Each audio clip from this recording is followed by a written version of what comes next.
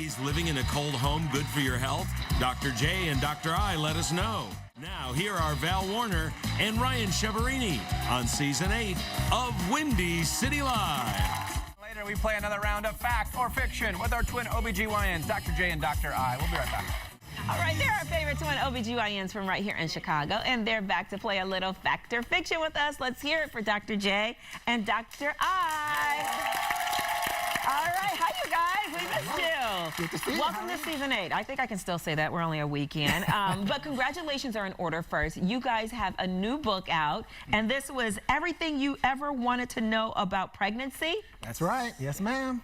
So it's kind of a work of love. We've been working on it for a while, but you know, we see patients all day in the office, and they always have so many questions, and I think that people kind of have a misunderstanding of what pregnancy is. I mean, it's a great time, you know, but you've got kids, Val, you know that it can be rough both before and after. And so we kind of wanted to break it down, like this is what to expect, this is why it's happening, and this is what you can do about it. So. Right, and the things that people are afraid to ask. I mean, even though you're supposed to be comfortable with your doctor, you still sometimes are hesitant about asking everything. You know, I mean, I remember when my wife was pregnant, there were some things she didn't want to ask me. I'm like, come on, like, you can ask. Then she called you and then... Oh, she called you? Yeah, right.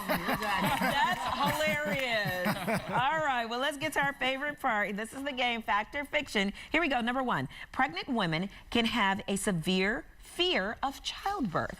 Oh, yeah. I'm going to say fact.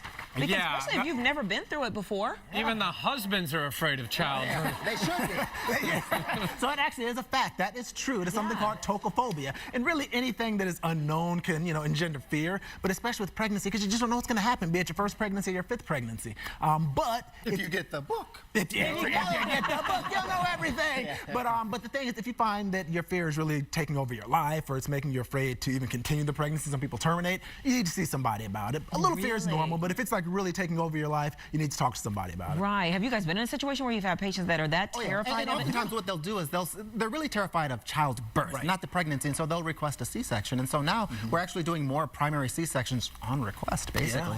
And so that's one way around it. Okay. All right. Here we go. Number two. Boric acid is good for killing cockroaches and treating yeast infections.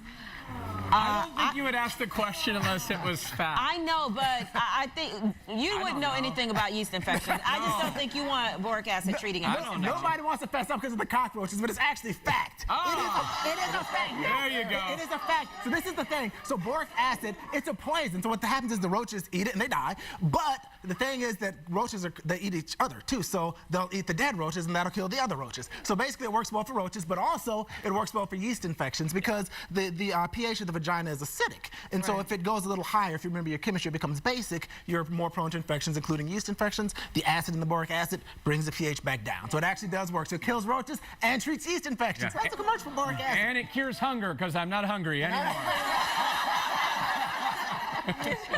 Welcome to our world, Ryan. Welcome to our world. I know, that's how you guys say it. You're so thin.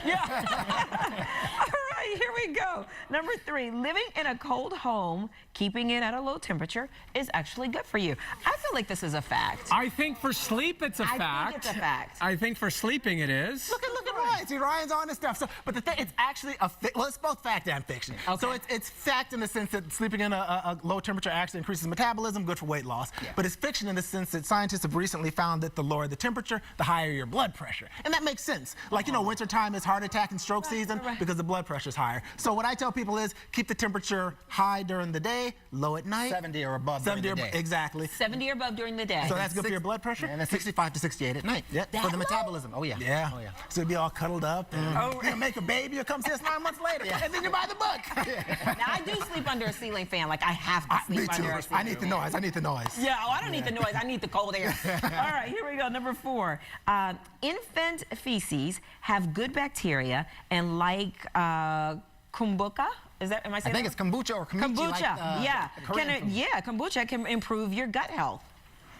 I don't know. I'm reading over here, guys. I don't know. You've been on a roll, Ryan. You've gotten all three right. Come on, are we gonna? I'm just gonna say fact. I'm gonna. It sounds right. It's fact. I'm gonna say fact. Good. It's fact. It's fact. So so it actually gets more interesting than that. Now we don't want people to start putting their baby's diapers in their face because that would be wrong for a lot of reasons. But this is the deal. So basically, you have a lot of immune cells in your gut, and what triggers them to work properly is the bacteria in the gut. If you have a lot of these good bacteria, baby feces has a lot of these good bacteria, and so if you were to consume it, you actually would boost your immunity. No way. Yes. Now we don't want you to do that, but what they actually are doing, and it may be worse, they're actually doing what are called fecal transplantations now, and so they will literally put what's called a nasogastric tube through the nose into the mouth. Yeah. They will put feces from someone who's got healthy gut flora directly into the stomach. But it is actually working wonders for lupus, something called Clostridium difficile. There are various forms of diabetes, high cholesterol, cancers that all can respond to. But you've got to have a good gut health and good You have to fecal. have, and if you don't, then you have to get it from somebody who does. A donor, yeah. Oh, So it's a diaper Don't or an ask me, injection. Val. She was looking over me like, hey, I need a donor. Okay. All right. We got a viewer question. I was hoping we'd get to that other one, but here we go. Viewer question. It says, hello, I believe I may suffer from lipedema. Hopefully I'm saying that right. I've had both of my hips replaced and have noticed changes for some time. In the past year, I have been swelling in my thighs and all the way down below my knees. It aches or hurts, and sometimes one thigh looks bigger than the other, and my legs feel so heavy as if I had cement on them. What can I do about this problem? It has started to depress me, and I hate to look at myself in the mirror. And this is from Victoria. Oh, that's unfortunate. So it does sound like she has, it's called lymphedema, actually.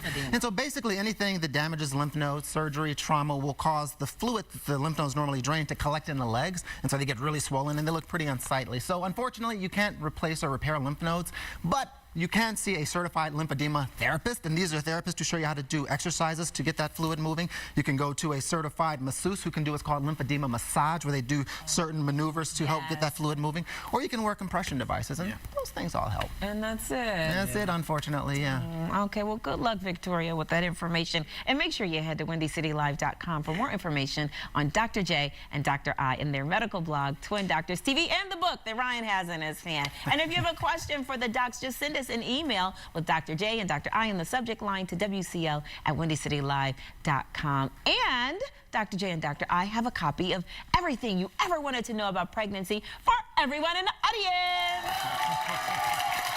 All right, thank you guys so much.